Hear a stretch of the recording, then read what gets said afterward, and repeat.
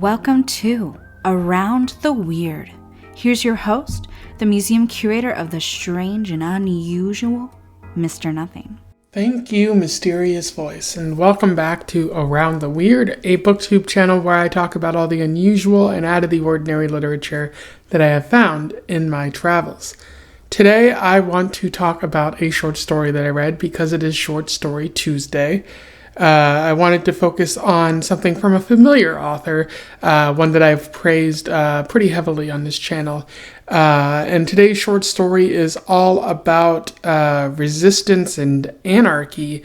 I am referring to The Day Before the Revolution by Ursula K. Le Guin, which was published in 1974. For those who don't know, Ursula K. Le Guin is an American author, or was an American author. She died in 2018. I've talked about her on this channel before, talking about The Ones Who Walk Away from Amelis, which is one of my favorite short stories, probably one of the best ever written. The Wife's Story, which I've also talked about, and I've also talked about the first two books in the Wizard of Earthsea series. Really enjoying the first book. The other one, The Tombs of a Tuon, maybe not my favorite, but still have some merit to them. And I talked about her on this channel before, so I don't need to go into too much detail, but I can say that she is a well-regarded science fiction writer, and she wrote a bunch of science fiction short stories as well as longer form novels. And what's interesting is this short story is actually sort of it was written independently of anything, but it serves as a prelude to a series that she was writing about, a different world that's doing a revolution, the Hainish sort of series that she's been talking about. Although this was written independently, she later fleshed it out, which I've seen a couple of other authors do. This is actually a pretty good thing I wrote. I should further develop it. Which I wish would happen with more short stories, but it's great that they're often, kept on their own. And I can't say enough great things about Ursula K. Le Guin. I recommend you go check out my other videos because, you might not know about some of the stories that she wrote, and they could be of interest to you as well. So without further ado, let's talk about The Day Before the Revolution. I will do a summary, a little bit of analysis, and we will move on from there. So The Day Before the Revolution focuses on Laia Odo. She is a resistance freedom fighter. I think she's one of the leaders of the movement, if not the de facto leader of the movement. At the start of the story, she's elderly. She's been through quite a bit. She's had a stroke several months before the start of the story, but she's still moving about and doing her best to help the resistance throughout their daily endeavors. She wakes up from a dream in which her dead husband was trying to talk to her, but she couldn't hear what her dead husband was trying to say. And she just notes that she misses him, and she wishes that he was kind of leading the movement because it's really difficult for her, especially given that so many of her friends have died. It's noted that they're buried in prison cemeteries, as they were put in prisons or killed and then sent there to disgrace their memory.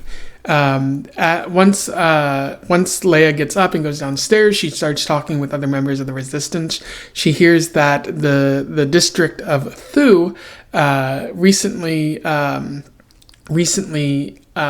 seceded from the main body government, and they weren't expecting that, but that happened, and that indicates that the revolution is bound to happen any day now. That things are in motion right now. And she starts writing letters of resistance to the North, but she gets tired and can't really think of what she wants to write. So she just has one of her seconds write it, and she says that she'll sign it when they're done. She goes through a walk through the city to be alone and think about things, noting how the city, or the government that she's been in, was horrible, and she chose to speak out about it because how could you not speak out about that sort of thing? She also wonders like who she is. Also wondering if people know who she is. Like who am I? Like I'm certainly the leader of the resistance, but is there anything else to me at this point? And then as the story comes to a close, she talks about, when she gets back home, she talks with the other resistance leaders about a general strike, although she notes that she's not going to be at it, even though they want her to speak at it.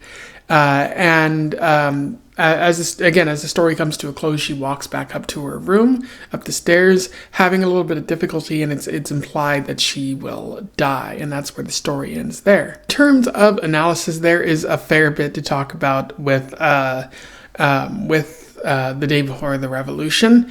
One of the ideas that Le Guin is working with here is the idea of resistance. So Laia is the leader of this resistance movement, leading the resistance against a sort of faceless empire, with sort of like world government in this sort of alien world, because this isn't like Earth. It's a fictional sort of world where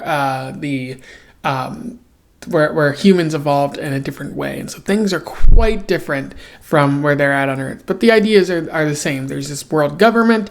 It's treating people pretty poorly. Resistance has been punished, but it's still going pretty strong. And so Laia is the leader of this whole thing. But she's not doing it by choice. It seems to be... it seems that she's the leader by default. Her friends, the leaders of the movement, have died. Her husband, who was the leader, sort of died. And so, what's left is these other resistance leaders who are young and upcoming, and her, who is kind of a legendary figure based on her writings. So she's not really leading this because she wants to, and we're seeing this because she kind of has to. If she's not doing it, then there's these younger people who might lead, and they might not have the experience necessary. I don't think Laia is considering that so much, but we do get to see an insight into her mind that this is a massive burden. Like, she doesn't really want to do it, and it's stressful. It's hard. She has to repeatedly think about what the oppressors have done to her family, her friends, the nation, the world at large. She's not happy about it. And I do like how Le Guin gets at the fact that being the leader of a resistance movement is never easy. It's a real struggle, and sometimes the leaders of the movement don't want to do it. They're just doing it because it's the right thing to do. There's nothing else for her in this movement. She has to progress forward and lead this movement, again, because what else is there? There's an interesting quote that I would like to read to you here. "How brave of you to go on, to work, to write, in prison, after such a defeat for the movement, after your partner's death. People had used to say, 'Damn fools.' What else had there been to do? Bravery, courage, what was courage? She had never figured it out. Not fearing, some said. Fearing, yet going on, others said. But what could one do but go on? Had one any real choice ever? To die was merely to go on in another direction." And I think what Le Guin is getting at there is that for Laia, people are saying she's brave and that she's courageous for fighting in the resistance, but what else is there to do? There doesn't seem to be a choice for her in the matter, because she's already been labeled a political prisoner, and those who she loved, those who were her friends, died in the revolution. So the only thing to do is to go on and fight on their behalf. And it's a real nuance that I think Le Guin is writing there, with the fact that some people lead by choice and other people lead because there's been no choice given to them. I also think it's interesting how Le Guin is distinguishing legend versus reality here, because Laia is highly regarded by other members of the resistance and by the common people in her community, that she's regarded because of her writings, which she wrote about how she wrote about the oppression and about the systems that were in place and how they weren't beneficial to everyone. They were only beneficial to those who had power. And she's also highly regarded for her leadership, although it's fair to argue that maybe she wasn't the one who led the resistance to this point, but she's doing a good job in leading it after that point. So she's highly regarded and all that. She's considered something of a legend.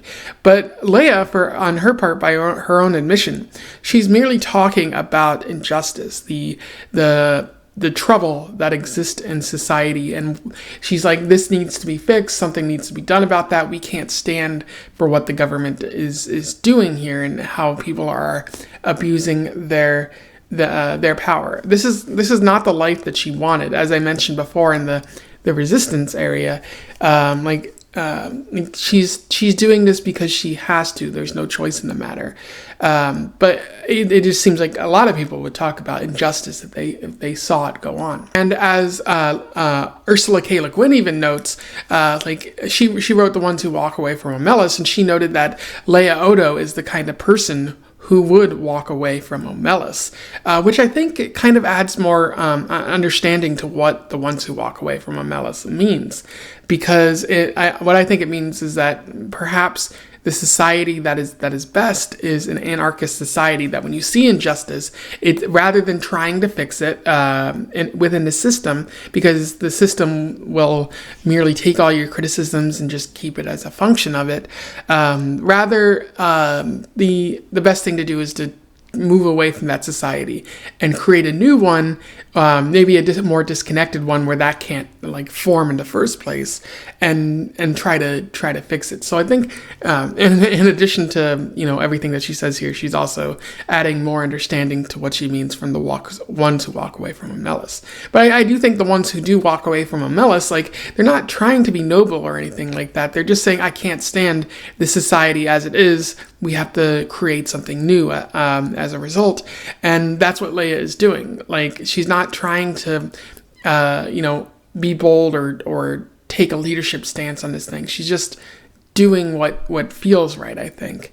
And we see even more into her personal pain and frustrations, something that we don't think legends often have. The legends are noble and ready to fight and stand up for what's good in the world.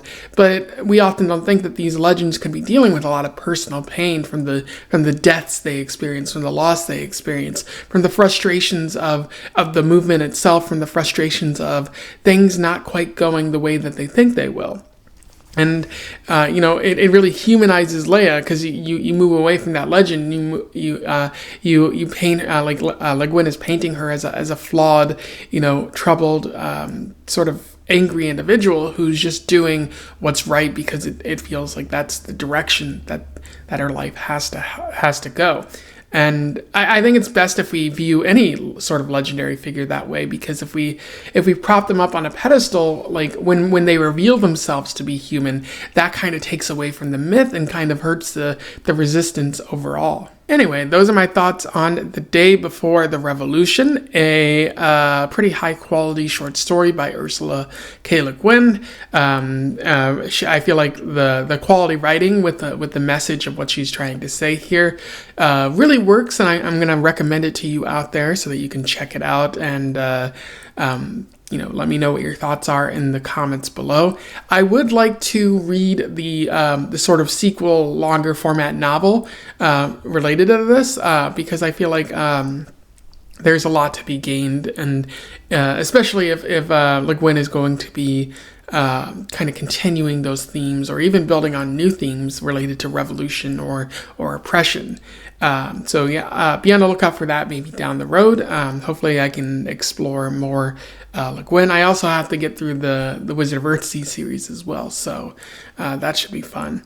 If otherwise, don't forget to share, and subscribe so that more people can find out about this book or this author if they do not already know, or the short story. I shouldn't have said book. And until then, I wish you the best of luck in your weird and resistance-y travels. Farewell.